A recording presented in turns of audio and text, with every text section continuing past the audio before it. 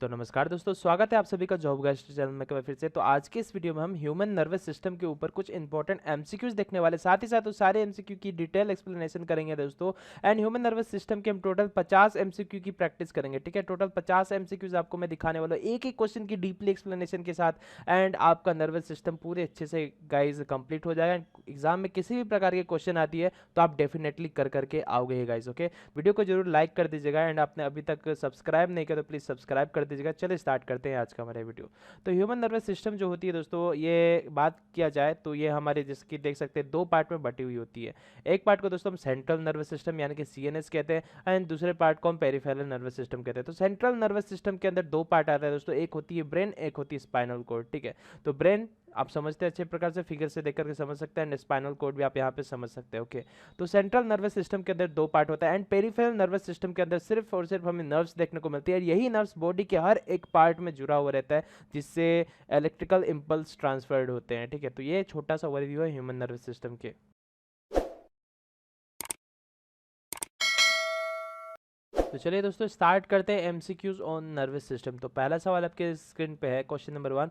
Nervous system consist of, nervous system के अंदर क्या क्या देखने को मिलते हैं। तो हिंदी इंग्लिश दोनों में गाइज आपको दिक्कत नहीं होगी, इसलिए मैं हिंदी इंग्लिश करता हूँ गाइज, ओके। तो इस एफर्ट के लिए एक लाइक तो बनता है गाइज, लाइक जरूर कर दीजिएगा, ओके। तो nervous system consist of, nervous system के अंदर क्या होता है ये आपको पूछा जा रहा है। तो नर्वस सिस्टम के अंदर हमें ब्रेन देखने को मिलती है, स्पाइनल कोड देखने को मिलती है, नर्व्स देखने को मिलती है, जिसके हमने बताया था कि ब्रेन एंड स्पाइनल कोड ये आपकी सेंट्रल नर्वस सिस्टम की पार्ट है एंड नर्व्स आपके पेरिफेरल नर्वस सिस्टम के पार्ट है। तो ये दो पार्ट से आपका पूरा नर्वस सिस्टम बना हुआ है। तो यानी कि कहने का मतलब ऑल दी अबव इस क्वेश्चन का आंसर होगा। आइए गाइस चलते हैं दूसरे सवाल की तरफ।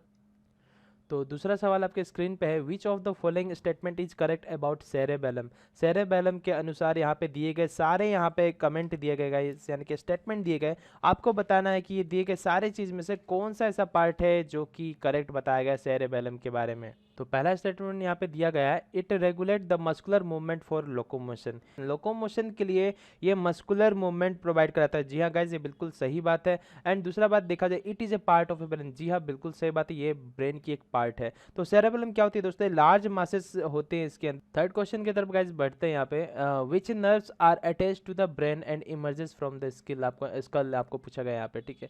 तो कौन से ऐसे नर्व्स है जो कि ब्रेन के साथ अटैच रहते हैं और स्कल से ये आती है। कहाँ से इमर्ज होती है दोस्तों, स्कल से इमर्ज होती है। तो यहाँ पे आपको बहुत सारे नर्व्स के एग्जांपल दिए गए दोस्तों। तो जो क्रेनियल नर्व्स होती है ना, क्रेनियल नर्व्स ये होती है दोस्तों, इसकी स्कल आपको पता है, क्रेनियल स्ट्रक्चर स्कल के पास ही पाया जाता है। तो इससे आप पता कर सकते हैं दोस्तों कि क्रेनियल ये है, स्कल से जुड़ा हुआ वर्ड है, ठीक है। तो स्कल से ये इमर्ज होती है, इसलिए इसका नाम क्रेनियल नर्व्स रखा गया था, ठीक है। तो which nerves are attach to the brain and emerges from the skull. तो क्रेनियल नर्व्स, इसको अच्छे से याद रखिएगा, ठीक है। तो बहुत ही इंपॉर्टेंट ये सवाल है, जरूर आपको एग्जाम में पूछा जा सकता है। अगला सवाल देख लीजिए दोस्तों, यहाँ पे question number 4, name the system that controls every activity that you do. ऐसा एक सिस्टम के बारे में बताइए जो कि आपके सारे एक्टिविटी को कंट्रोल करता है। ऐसा कौन सा सिस्टम है दोस्तों, ये हमारा नर्वस सिस्टम। नर्वस सिस्टम एकमात्र ऐसा चीज़ है जो आपके बॉडी के हर एक पार्ट को कंट्रोल करता है दोस्तों, ठीक है। हर एक पार्ट को कंट्रोल करता है, तो इस बात को आप अच्छे से याद रखेंगे। तो जैसा कि आपको पता है कि हमारी नर्वस सिस्टम जो होती है दो पार्ट में बांटी गई है। एक को हम कहते हैं दोस्तों सेंट्रल नर्वस सिस्टम, एक को हम कहते हैं peripheral nervous system. Central nervous system के अंदर आपको देखने को मिलता है दोस्तों, जैसे कि मैंने आपको बताया था, ब्रेन एंड स्पाइनल कोड, है कि नहीं। ब्रेन और स्पाइनल कोड देखने को मिलते हैं और पेरिफेरल नर्वस सिस्टम में हमें बस नर्व्स देखने को मिलते हैं। तो यहाँ पे कहने का मतलब ये दोस्तों कि सारी चीज़ जो कंट्रोल होती है आपके नर्वस सिस्टम के द्वारा ही कंट्रोल होती है। और ये जो हमारे ब्रेन जो है ना दोस्तों, ब्रेन खास करके ये ब्रेन के अंदर ही दोस्तों, इसको आप कह सकते हैं ये हमारे बॉडी का बॉस है। जैसे कि सारे कंपनी में जो स्टाफ होते हैं बॉस के अनुसार चलते हैं ना, वही दोस्तों ब्रेन है। ब्रेन के अनुसार सारी चीज़ चलते हैं। तो बॉस है दोस्तों, ब्रेन क्या है, बॉस एक तरह का, ठीक है। तो जितने भी हमारे सिस्टम होते हैं, जितने भी बॉडी के पार्ट है, सारे के सारे एक्टिविटी को जो कंट्रोल करता है उसको हम नर्वस सिस्टम कहते हैं। अच्छे से याद रखिए इस बात को। अगेन गाइस चलते पांचवें नंबर सवाल पे, what is the unit of nervous system. Nervous system का यूनिट क्या है, ये आपको सवाल में पूछा गया है। Brain, spinal cord, neuron, nerves.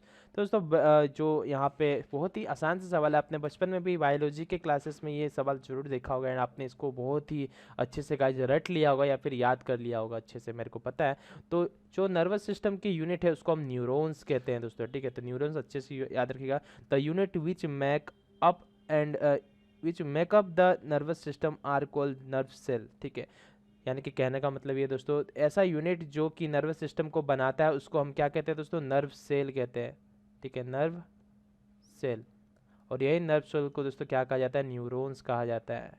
Clear है, इस बात को आप अच्छे से याद रखिएगा। जो हमारे ये जो यूनिट है, जो यूनिट नर्वस सिस्टम को बनाता है उसको हम नर्व सेल कहते हैं, और नर्व सेल को ही न्यूरॉन्स कहा जाता है। इसलिए सवाल का आंसर दोस्तों न्यूरॉन्स हो गए। तो अच्छे से याद रखिएगा इस सवाल को, बहुत ज़्यादा इंपॉर्टेंट है दोस्तों। यहाँ पे आपको पूछा जा रहा है क्वेश्चन नंबर 6 पे देखिए, a microscopic gap between a pair of adjacent neuron over which nerve impulses passes when going from one neuron to the next is called. आपको पूछा जा रहा है, जिसके दोस्तों आपको पता है बहुत सारे हमारे बॉडी के अंदर ढेर सारे न्यूरॉन्स होते हैं, और जो इलेक्ट्रिकल इम्पल्स जो होते हैं इसी न्यूरॉन्स के थ्रू कनेक्टेड होकर के यहाँ से वहाँ काफ़ी ज़्यादा तेज चलती है। तो सबसे पहले हम बात करते हैं न्यूरॉन्स की, डायग्राम हम देख लेते हैं। तो देखिए दोस्तों, न्यूरॉन्स कुछ इस प्रकार का होता है। बीच वाली जो पार्ट है आपको यहाँ पे हम दिखा देते हैं।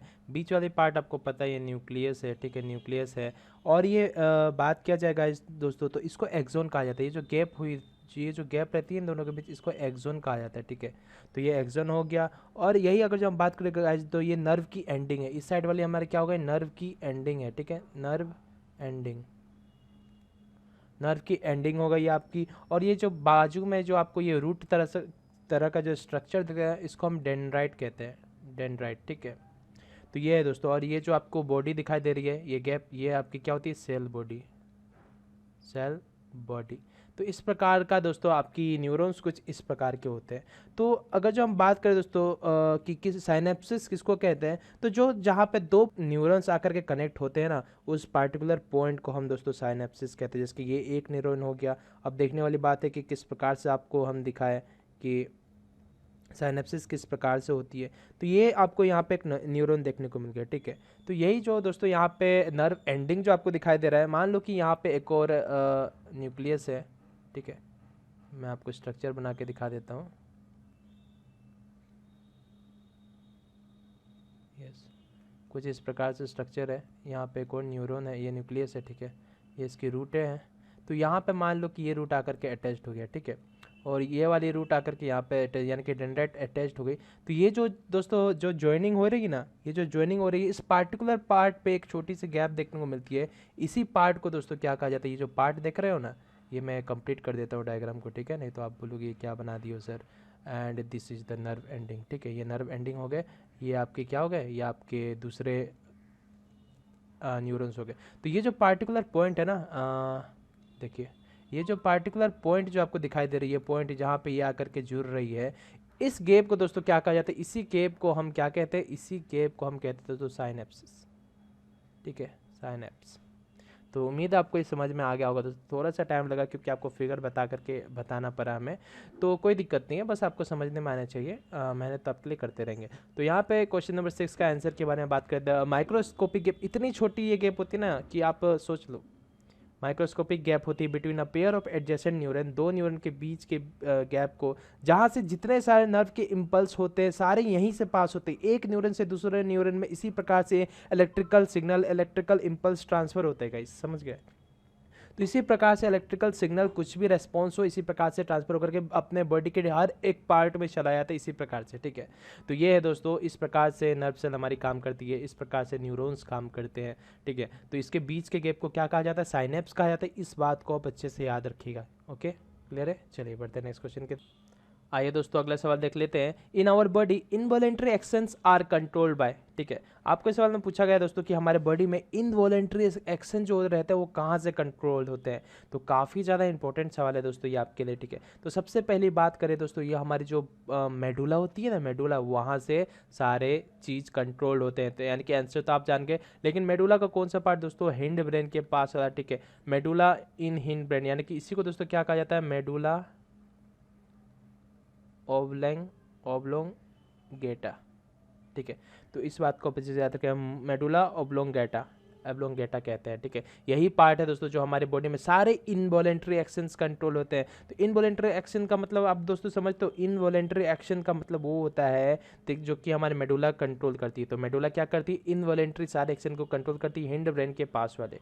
अगर जब बात करें किस प्रकार की इनवॉलेंट्री एक्शन, तो एग्जाम्पल के तौर पर जब हम देखें, हार्ट बीट, ये क्या है, ये सारे इनवॉलेंट्री एग्जाम्पल है, इनवॉलेंट्री एक्शन के एग्जाम्पल है सारे के सारे, जिसके हार्ट बीट हो गए आपके, ठीक है। और हम बता देते हैं आपको, जैसे कि पैरास्टालिस मूवमेंट जो होती है ना, पैरास्टालिस आपको पता है कि आपकी एलिमेंट्री कैनल होती है, जो फूड हम जितने भी फूड हम खाते हैं वो आपके एलिमेंट्री कैनल से होते हुए जैसे स्टोमक की तरफ जाती है, उस मूवमेंट को दोस्तों पैरास्टालिस मूवमेंट कहा जाता है। पैरास्टालिस, यही मूवमेंट से सांप चलता है। पैरास्टालिस का मतलब है दोस्तों जिगजैग मूवमेंट, जो सांप भी चलता है इसको पैरास्टालिस मूवमेंट कहते हैं। और हमारी बॉडी में जो फूड होती है वो भी पैरास्टालिस मूवमेंट से ही आपके माउथ से लेकर के नीचे तक जाता है, ठीक है। तो पैरास्टालिस मूवमेंट, तो पैरास्टालिस मूवमेंट जो होती है, मूवमेंट ऑफ एलिमेंट्री कैनल, ठीक है, एलिमेंट्री कैनल, एलिमेंट्री कैनल लिख देता हूँ मैं इसको, ठीक है, समझ जाएगा आप इससे। पैरास्टालिस मूवमेंट ऑफ एलिमेंट्री कैनल को इनवॉलेंट्री एक्शन कहते हैं। हमारे ब्रीथिंग की जो प्रोसेस होती है, ब्रीथिंग जो है हम ब्रीथिंग इन ब्रीथिंग आउट करते हैं उसको भी इनवॉलेंट्री एक्शन कहा जाता है। और जैसे कि आपके ब्लड प्रेशर हो गए, बीपी लिख देता हूँ मैं, ठीक है, क्लियर है। ये सारे के सारे दोस्तों क्या है, एग्जाम्पल ऑफ इनवॉलेंट्री एक्शन, ठीक है, क्या है, एग्जाम्पल ऑफ इनवॉलेंट्री एक्शन। तो इस बात को आप अच्छे से याद रखिएगा कि इनवॉलेंट्री एक्शन जो होती है हमारे बॉडी में वो कौन कंट्रोल करता है, मेडुला कंट्रोल करता है, क्लियर है, किसी तरह का दिक्कत नहीं। और यही दोस्तों अगर जब हम वॉलेंट्री एक्शन की बात करें, तो ये जैसे कि आप इनवॉलेंट्री तो पढ़ ले, क्या पता आपको सवाल में इन वॉलेंट्री एक्शन पूछ लिया जाए, तो हम यहाँ पे नोट बना करके लिख लेते हैं। तो वॉलेंट्री एक्शन किसके द्वारा कंट्रोल होती है दोस्तों, ये होती है मोटर कॉर्टेक्स, ठीक है, मोटर कॉर्टेक्स में सारे के सारे वॉलेंट्री एक्शन कंट्रोल होते हैं। ये कौन से पार्ट में होती है दोस्तों, सेरेब्रम में होती है, यानी कि in the frontal part of cerebrum, ठीक है। तो 8वां नंबर सवाल पे आपको यहाँ पे पूछा जा रहा है, those reflex action which involves brain are called. तो जितने सारे आपके रिफ्लेक्स एक्शन जो होती है, तो जैसे कि आप रिफ्लेक्स एक्शन की तरफ आप समझते हैं, जैसे कि मान लो कि कोई गर्म तवा है, ठीक है, आपने देखा होगा काफ़ी सारे मूवी, गोलमाल में भी देखा कि तवा पे बैठा दिया जाता है तो थोड़ी देर के लिए तो सही लगता है, लेकिन फिर गर्म महसूस होती है, फटाक से इंसान हटाता है। कोई भी गर्म चीज़ पे आपका हाथ पड़ते, मान लो कि गर्मी के मौसम में आप बाइक चलाने जाते हो, ठीक है, तो जैसे आप बाइक में अपना यानी कि रखते हो, समझ रहे हो ना गाइस, तो जैसे आप रखते हो आपको बहुत ही ज़्यादा जलन महसूस होती है, ठीक है, इतनी ज़्यादा जलन महसूस होती है कि आप फट से वहाँ से उठ जाते हो। तो ये उठते किस लिए हो दोस्तों, इसी को रिफ्लेक्स एक्शन कहा जाता है, इसी को रिफ्लेक्स एक्शन कहा जाता है। यानी कि जैसे गर्म चीज़ आपको फील होती है, आपकी बॉडी इतनी फास्ट काम करती है, आपके न्यूरॉन्स इतने जल्दी सिग्नल भेजते हैं कि आपको फटाक से आप अपने बॉडी को ऊपर की तरफ खींच लेते हो। इस तरह की जो रिफ्लेक्स होती है, इस तरह की जो रिफ्लेक्स आपको देखने को मिल जाती है दोस्तों, इसको हम क्या कहते हैं, रिफ्लेक्स एक्शन कहते हैं। और इसी को दोस्तों कहा जाता है सेरेब्रल रिफ्लेक्स। तो जितने सारे रिफ्लेक्सेस होते हैं जिसमें ब्रेन की इन्वॉल्वमेंट होती है, तो ब्रेन की इन्वॉल्वमेंट होती है, यानी कि वो क्या है दोस्तों, वो सेरेब्रल रिफ्लेक्स है। ध्यान दीजिएगा, आप अंधेरे में रहते हैं, ठीक है, अचानक से कोई लाइट खोल देता है, बहुत काफ़ी टाइम तक आपकी आंख रेस्ट हो चुकी है, आपकी आंख डार्क लाइट को मेंटेन करके रखी हुई है, ठीक है, तो अचानक से जब सडन लाइट आ जाती है तो वहाँ पे आपकी आंखों पे जोर पड़ती है एंड आप आंख एकदम अचानक से बंद कर लेते हो, क्योंकि आप सडन यानी कि बात किया जाए दोस्तों, एक्सपोज हो जाती है आपकी आई ब्राइट लाइट को, तो वहाँ पे आई को थोड़ा सा टाइम लगता है एडजस्ट करने में। तो ये सारे के सारे चीज़ जो होती है, आपकी आईज बंद हो, ये सारे के सारे रिफ्लेक्स एक्शन है। और इसी को दोस्तों क्या कहा जाता है, सेरेब्रल रिफ्लेक्स कहते हैं। यानी कि जो रिफ्लेक्स ब्रेन इन्वॉल्वमेंट लेता हो उसको क्या कहते हैं, सेरेब्रल रिफ्लेक्स कहते हैं। इस बात को अच्छे से याद रखिएगा। जैसे कि एग्जाम्पल के तौर पर मैं लिख देता हूँ, बताते होती है using of eye when expose to bright light and taking a hand when move to burning flame, किसी बर्निंग फ्लेम यानी कि कैंडल, मोमबत्ती में आप अपने हाथ रखते हैं थोड़ी देर के लिए, तो आपको जैसे जलन महसूस होती है आप अपने हाथ हटा लेते हो। तो वही चीज़ आपको यहाँ पे गाइस मैं आपको बताना चाह रहा हूँ, ठीक है। तो उम्मीद है आपको ये सवाल भी एकदम ईजी से समझ में आ गया होगा। चलिए गाइस बढ़ते हैं दूसरे सवाल की तरफ। किसी प्रकार का डाउट होता है तो कमेंट जरूर करिएगा। अगला सवाल देख लीजिए दोस्तों, pons, cerebellum and medulla are the part of which brain. तो ब्रेन के दोस्तों अगर जो हम बात करें तो ब्रेन हमारा जो है दोस्तों 3 पार्ट में बांटा गया है, ठीक है। Brain has been divided into 3 part, ठीक है, 3 पार्ट में ब्रेन को बांटा गया है। तो पहला पार्ट की अगर जो हम बात करें दोस्तों, फर्स्ट पार्ट जो होती है इसको हम कहते हैं फोर ब्रेन, ठीक है, फोर ब्रेन। एंड अगेन दूसरे पार्ट के बारे में बात करें दोस्तों तो यहाँ पे होती है मिड ब्रेन, बीच वाला हिस्सा, ठीक है, मिड ब्रेन। और यही हम बात करें अपना तीसरा हिस्सा जिसको हम कहते हैं दोस्तों हिंड ब्रेन, यानी कि पीछे साइड वाली ब्रेन, ठीक है, हिंड ब्रेन। तो फोर ब्रेन की अगर जो हम बात करें दोस्तों, यहाँ पे बस आपको क्या देखने को मिलती है, सेरेब्रम देखने को मिलती है। अगर जब मिड ब्रेन की बात करें तो ऐसा कोई इनका डिफ्रेंसिएशन नहीं किया गया कि मिड ब्रेन में कौन सा पार्ट पाया जाता है। हिंड ब्रेन में दोस्तों जब हम बात करें तो यहाँ पे आपको देखने को पोन्स देखने को मिलती है, सेरेबेलम, ठीक है, सेरेबेलम देखने को मिलती है और मेडुला देखने को मिलती है। तो ये 3 पार्ट जो है दोस्तों, ये सारे के सारे कहाँ पे पाए जाते हैं? हिंड ब्रेन में पाए जाते हैं। यह आपको पूछा गया था, pons, cerebellum and medulla are the part of which brain. तो आप यहाँ पे मारेंगे फटाक से हिंड ब्रेन। ठीक है दोस्तों, क्लियर हो गया ना आपको? तो ब्रेन के 3 पार्ट होते हैं, इस बात को अच्छे से याद रखिएगा। Fore brain, mid brain, hind brain. Fore brain में बस सेरेब्रम पाया जाता है, मिड ब्रेन में कुछ नहीं पाया जाता है। एंड हिंड ब्रेन की बात करें दोस्तों तो यहाँ पे पोन्स, सेरेब्रम एंड मेडुला, ये 3 चीज़ आपको देखने को मिलती है। तो अच्छे से याद रखिएगा, सवाल इससे बनता है। आइए दोस्तों 10वां नंबर सवाल पे देखते हैं। Spinal cord originate from which part of the brain. Spinal cord जो होती है वो बॉडी के कौन से पार्ट से ओरिजिनेट होती है, आपको सवाल में पूछा गया है। दोस्तों ये होती है मेडुला से। ठीक है, मेडुला से ओरिजिनेट होती है। अच्छे से याद रखिए, spinal cord originate from which part of brain. Brain के मेडुला हिस्से यानी कि बात किया जाए दोस्तों हिंड ब्रेन। ठीक है, हिंड ब्रेन जो होती है यहीं पे ना आपको पोन्स और सेरेबेलम और मेडुला देखने को मिलते हैं, है कि नहीं? तो हिंड ब्रेन से पाए जाते हैं। यानी कि बात किया जाएगा जो स्पाइनल कोड, तो स्पाइनल कोड कौन से पार्टिकुलर हिस्सा से ओरिजिनेट होती है, आपके सवाल में पूछा गया था। ब्रेन के दोस्तों मेडुला पार्ट से स्पाइनल कोड ओरिजिनेट होती है। अच्छे से याद रखिएगा। इसलिए दोस्तों अगर जो बात किया जाए तो मेडुला की अगर जब बात करते हैं, मेडुला क्या कंट्रोल करती है? कंट्रोल करती है इनवॉलेंट्री एक्शन। अच्छे से याद रखिएगा, क्या करती है? It controls involuntary action. तो क्या है दोस्तों, एक और चीज़ आप नोट बना करके यहाँ पे लिखेंगे कि से मेडुला जो होती है, it is the controlling centre of और रिफ्लेक्सेस। सच है, बहुत सारे रिफ्लेक्सेस के लिए कंट्रोलिंग सेंटर काम करता है मेडुला। जैसे कि हो गए दोस्तों आपकी कफिंग हो गए, स्नीजिंग हो गए। ठीक है, कफिंग, स्नीजिंग, बहुत सारी चीज़, सिक्रेशन ऑफ सलाइवा, स्वेलिंग और साथ ही साथ वोमिटिंग। ठीक है, वोमिटिंग, ये सारे के सारे दोस्तों किसके द्वारा कंट्रोल होती है? मेडुला के द्वारा ही कंट्रोल होती है। ठीक है, तो इस सवाल को भी आप क्लियर कर लीजिए कि spinal cord originate from medulla. ठीक है, और मेडुला का काम आप जान चुके हैं कि इनवॉलेंट्री एक्शन को कंट्रोल करता है, साथ ही साथ बहुत सारे रिफ्लेक्सेस को भी कंट्रोल करता है, जैसे कफिंग, स्नीजिंग, वोमिटिंग, इस प्रकार की चीज़ों को। ठीक है दोस्तों, बस यहाँ पे एंड करते हैं पहला पार्ट। नेक्स्ट पार्ट में हम ज़्यादा क्वेश्चन कवर कर लेंगे दोस्तों। ठीक है, तो वीडियो पसंद है वीडियो को लाइक करेगा, चैनल को अपने सब्सक्राइब नहीं तो सब्सक्राइब कर लीजिएगा गाइस। एंड टेलीग्राम ग्रुप को जरूर ज्वाइन करेगा, वहीं पे आपको पीडीएफ मिलेगी। एंड किसी प्रकार का डिस्कशन आपको करनी है तो आप वहाँ पे डिस्कशन टैब का उपयोग करके कर सकते हैं। तो टेलीग्राम ग्रुप जरूर ज्वाइन कर लीजिएगा, डिस्क्रिप्शन पे जाइए, लिंक वहाँ पे टेलीग्राम दिया होगा, जरूर ज्वाइन करिए। चलेगा, मिलते हैं नेक्स्ट वीडियो में, तब तक के लिए बाय बाय, जय हिंद, जय भारत।